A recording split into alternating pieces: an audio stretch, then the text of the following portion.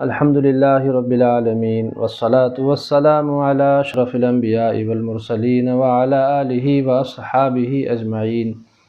معزز سامعین، الحمدللہ اللہ کے فضل سے اللہ رب العزت نے مجھے اس خدمت کا موقع عطا فرمایا ہے کہ اللہ کے بندوں کو حج اور عمرہ کی سعادت نصیب کرا۔ 2 سال سے تو عمرے کا پروگرام بند تھا اور رمضان وغیرہ میں کچھ ساتھیوں نے ہمارے عمرہ کیے ہیں، لیکن الحمدللہ نئے سال میں 1444 ہجری میں عمرہ شروع ہو رہا ہے۔ بہت سارے دوستوں کا یہ تقاضا تھا آپ لوگوں میں سے، جنہوں نے یہ عرض کیا کہ آپ عمرے کے متعلق عمرے کا آسان طریقہ اور آپ کچھ بتائیں۔ تو میرے دوستوں، میرے بزرگوں، الحمدللہ حج اور عمرے کے فضائل اسلام میں خوب ہیں کہ جو آدمی صرف اور صرف اللہ کے رضا کے لیے حج اور عمرے کا سفر کرے، اللہ رب العزت اس کے پچھلے تمام گناہوں کو معاف فرما دیتے ہیں۔ اللہ کے رسول صلی اللہ علیہ وسلم نے بھی اپنے زندگی میں 1 مرتبہ حج ادا فرمایا اور 4 مرتبہ عمرہ ادا کیے۔ اور عمرہ بھی صرف اگر کوئی عمرہ بھی کرتا ہے تو وہ ایسا عمل ہے جو زندگی سے مفلسی کو دور کرتا ہے، بلکہ وقت کے بہت بڑے عالم خیر محمد مکی صاحب، جن کا مستقل سالوں بھر بیان حرم شریف میں ہوتا ہے، صرف وہ ایک ایسے واحد مقرر ہیں جو اردو میں خطاب فرماتے ہیں۔ ان سے کسی نے پوچھا کہ قرض لے کر عمرہ کر سکتے ہیں کیا؟ انہوں نے فرمایا کہ ہاں، قرض لے کر بھی عمرہ کر سکتے ہیں، کہ عمرہ بار بار کرنے سے اللہ رب العزت مفلسی کو دور فرما دیتے۔ اور بہت فضائل ہیں عمرہ کے بھی، کہ جب آدمی حرم سے باہر ہو اور وہ حرم شریف میں داخل ہو رہا ہے اور اس کی پہلی نظر بیت اللہ شریف پر پڑتی ہے تو جو دعا مانگے اللہ اسے قبول فرماتے، کہ حجر اسود کو بوسہ دے یا استلام کرے، اللہ رب العزت زندگی کے تمام خطاؤں کو زندگی سے نکال دیتے ہیں، کہ حجر اسود چوس لیتا ہے۔ اسی طرح آدمی عمرے کا سفر کرتا ہے تو روضہ اقدس صلی اللہ علیہ وسلم پر حاضری نصیب ہوتی ہے۔ فرمایا کہ جو آدمی روضہ اقدس پر حاضر ہو اور اللہ کے نبی صلی اللہ علیہ وسلم کو سلام پیش کرے تو گویا ایسا ہے کہ اس نے نبی پاک صلی اللہ علیہ وسلم کے حیات میں سلام فرمایا، اور اللہ کے رسول صلی اللہ علیہ وسلم اس کے سلام کا جواب دیتے ہیں۔ یہ فرمایا کہ جس کے سلام کا جواب اللہ کے نبی دیتے ہیں گویا اس نے ملاقات کی ہے۔ یوں فرمایا کہ میری شفاعت اس کے لیے واجب ہو گئی۔ میرے دوستو، عمرہ کرنا بہت مشکل نہیں رہا، آج کے دور میں بہت آسان ہوا، کہ ابھی بہت سے ایسے لوگ ہیں جو عمرہ کی خدمت انجام دیتے ہیں، جس میں سے ایک ناچیز خود بھی ہے۔ اب یہ ہے کہ یہ مہنگائیاں بڑھ گئی ہیں تو تھوڑا عمرے کا خرچ بھی بڑھ گیا ہے، لیکن پھر بھی میں بھی کم سے کم خرچ میں اور اچھی سے اچھی خدمت انجام دینے کی کوشش کرتا ہوں، اور بہت سے میرے دوست ہیں جو چل رہے ہیں۔ اب اس میں ایک چیز یہ ہے کہ جب آدمی اس کا تہیہ کر لے، نیت کر لے، تو سب سے پہلی چیز جو ضروری ہے وہ پاسپورٹ کی تیاری ہے، کہ اگر پاسپورٹ ہو تو عمرہ کا سفر آسان ہو جائے۔ اب اس کے ساتھ ساتھ جو ہے آدمی اب ساری تیاریاں کر لیا، آپ کسی ٹور آپریٹر سے مل لیں اور اس سے بات کر لیں اور آپ جو ہے تیاری کرنی شروع کر دیں۔ آپ کی تیاری بہت آسان ہے۔ یوں فرمایا کہ عمرے میں 4 کام ہیں جو اہم ہیں۔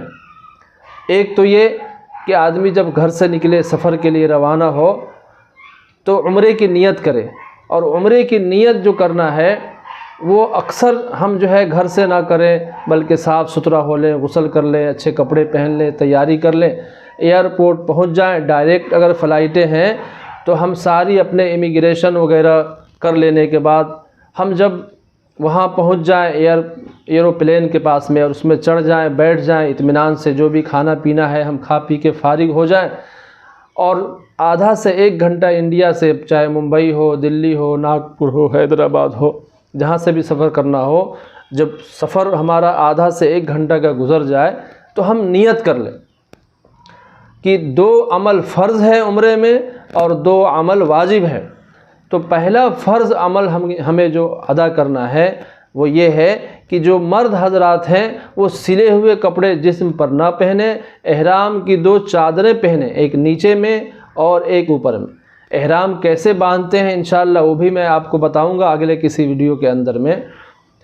اور دوسری چیز جو ہے لبیک کا پڑھنا ہے، یہ پڑھنا فرض ہے۔ بہت سے لوگ ہمارے ساتھ سفر کرتے ہیں جن کو یہ کلمات یاد نہیں ہوتے، اور آدمی اگر زبان سے ادا نہ کرے تو پھر اس کا فرض ناقص ہو جاتا ہے۔ عورتوں کو بھی پڑھنا ہے، آہستہ آواز میں پڑھنا ہے، تو اس کو ہم خوب اچھے سے تلفظ کی ادائیگی کے ساتھ اس کو سیکھ لیں۔ تو یہ پہلا فرض ہے کہ نیت کر لیں عمرے کی احرام کی، اور تلبیہ لبیک جو ہے زور سے پڑھ لیں، پہلا فرض ادا ہو گیا۔ دوسرا، اب ہم سفر جو شروع کر دیے ہیں، اب ہم محرم بن گئے ہیں، جھگڑے لڑائی واہی تباہی دنیا کی باتیں ہر چیز سے بچیں۔ کسی جاندار کو مارنا تک نہیں ہے، یہاں تک کہ اپنے جسم کے بال کو بھی نہیں توڑنا ہے، چینٹی مچھر ان کو بھی نہیں مارنا ہے، کسی کو کسی لائن سے کوئی تکلیف نہیں پہنچانی ہے، صرف لبیک پڑھتے ہوئے کہ جو آدمی جتنا لبیک پڑھے گا اس کے عمرے کے اندر اتنی تقویت پیدا ہوگی اور اس کے عمرے میں اتنی نیکیاں ملے گی۔ اب آپ جب جا رہے ہیں، فلائٹ سے نکلیں گے، وہاں آپ کی سواری ہوگی، جدہ ایئرپورٹ پہ آپ کا امیگریشن وغیرہ ہوگا، ہر چیز میں آپ بہت اطمینان سے رہیں، اور آپ یہ سوچیں کہ میں اللہ کے حوالے ہوں، اور میرے ساتھ جو بھی معاملہ ہوگا اللہ اچھا سے اچھا معاملہ فرمائے۔ سفر تکلیف کا ہی نام ہے، اس میں تھوڑی بہت چھوٹی موٹی تکلیفیں ہوتی ہے، اس کو برداشت کرنا ہے۔ وہاں آپ کا کوئی یار و مددگار بھلے نہ دکھتا ہو، لیکن اللہ آپ کا معاون اور مددگار ہے، کیونکہ آپ اللہ کے لیے اپنے گھر کو، بیوی بچوں کو، سب کو چھوڑے ہوئے ہیں، آپ عمرے کے سفر پر ہیں، آپ اس جگہ جا رہے ہیں جہاں پوری زندگی نیت کی آپ نے نماز میں اس رخ کے طرف اپنا رخ کر کے عبادت کرتے رہے۔ اللہ رب العزت آپ کو اس مقام پر لے جا رہا ہے، آپ کی طلب اور طرب اس جگہ آپ کو لے کر جا رہی ہے، تو آپ پرسکون ہوں، چڑچڑ مزاج نہ ہو۔ آپ یہ کوشش کریں کہ آپ سے کسی کو تکلیف نہ ہو، بلکہ آپ دوسروں کے لیے آسانیاں پیدا کریں۔ جتنا آپ دوسروں کے لیے آسانیاں پیدا کریں گی، لوگوں کی دعاؤں کی وجہ سے آپ کے عمل میں جان ہوگا اور آپ کو بہت راحت میسر ہوگی۔ اب آپ جو ہے ہوٹل پہنچ گئے، ہوٹل پہنچ لینے کے بعد جو بھی آپ کے ٹور آپریٹر کی طرف سے کھانے ناشتے کا انتظام ہو آپ کر لیں۔ آپ اگر بہت تھکے ہوئے ہیں تو تھوڑا آرام کر لیں، اس کے بعد جو ہے آپ ہوٹل سے حرم شریف کی طرف روانہ ہو جائیں۔ اب آپ کو وہاں جا کر بہت اہم کام کرنا ہے، اور فرض جو ہے دوسرا فرض ادا کرنا ہے۔ آپ بیت اللہ شریف کے پاس پہنچ گئے، جب آپ کی نظر بیت اللہ شریف پر پڑے گی تو آپ جو دعا مانگنا ہے مانگیں، اور خوب دعا مانگیں۔ آپ کوشش یہ کریں کہ آپ کے آنکھوں سے آنسو بہیں، رکت طاری ہو۔ ویسے سچے پکے مسلمان کی یہی حالت ہوتی۔ ہاں، آپ بلکہ وہاں جا کر ویڈیوگرافی آج کل یہ بہت بڑی وبا ہو گئی ہے کہ جاتے ہی پہلے ہم موبائل شروع کرتے ہیں، موبائل کو دکھاتے ہیں، ہم خود دیکھتے رہتے ہیں، ساتھیوں کے ساتھ رہتے ہیں، تو بلکہ یہ سب بھول جائیں۔ آپ خود بیت اللہ کو محبت کی نظر سے، عظمت کی نظر سے دیکھیں، اور نظر جھپکنے تک جتنی بھی دعائیں مانگے آپ، وہ سب قبول ہوگی انشاءاللہ۔ تو آپ دعائیں مانگیں اور آگے بیت اللہ شریف میں داخل ہو جائیں۔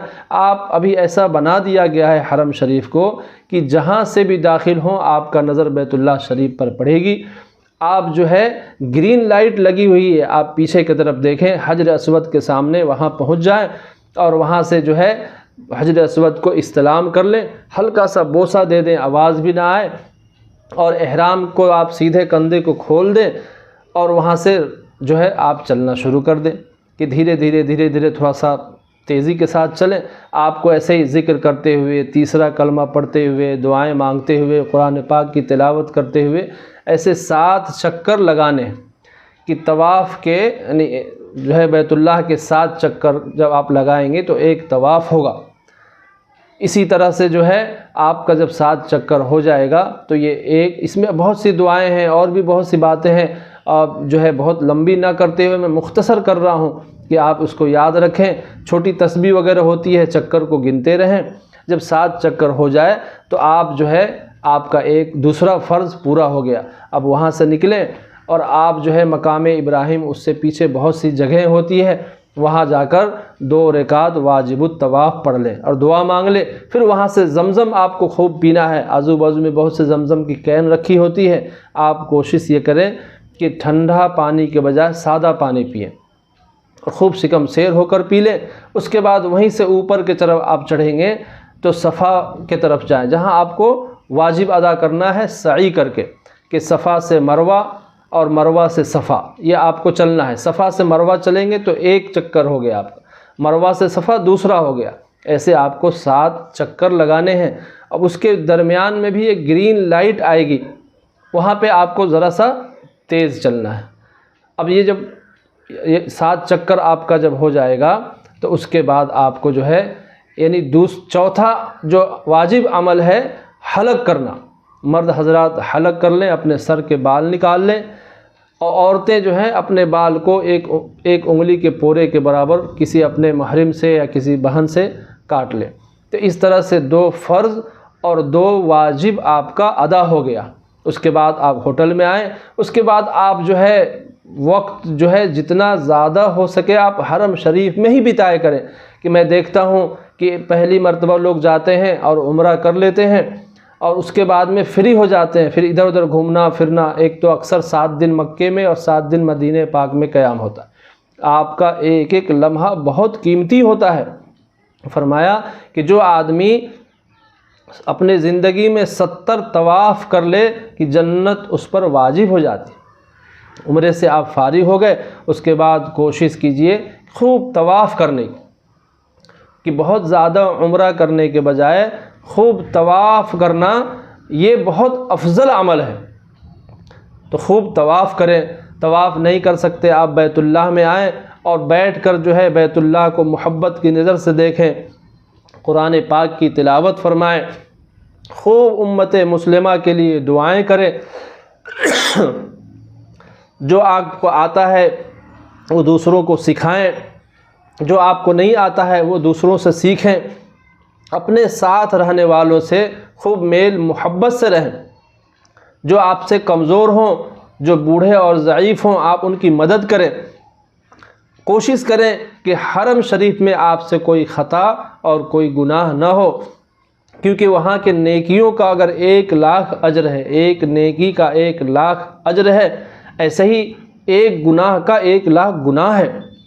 تو آپ گناہوں سے بچیں، کہ آپ سمجھیں کہ اللہ رب العزت نے آپ کو وہاں پہنچا دیا ہے، تو یہ آپ پر بہت بڑا اللہ رب العزت کا احسان ہے۔ اب آپ کی ذمہ داری ہے کہ اللہ رب العزت نے جو احسان آپ کے ساتھ کیا ہے اب اس کا بدل دیں، کہ خوب عبادتوں کے ذریعے سے۔ اس کے بعد جب آپ کا وقت پورا ہو جائے گا تو آپ کو مدینہ شریف کے لیے روانگی ہوگی۔ انشاءاللہ آئندہ اس مدینہ پاک کے متعلق میں کچھ باتیں عرض کروں گا۔ اللہ ہم سبوں کو عمل کی توفیق عطا فرمائے۔ وآخر الدعوانا الحمد للہ رب العالمین۔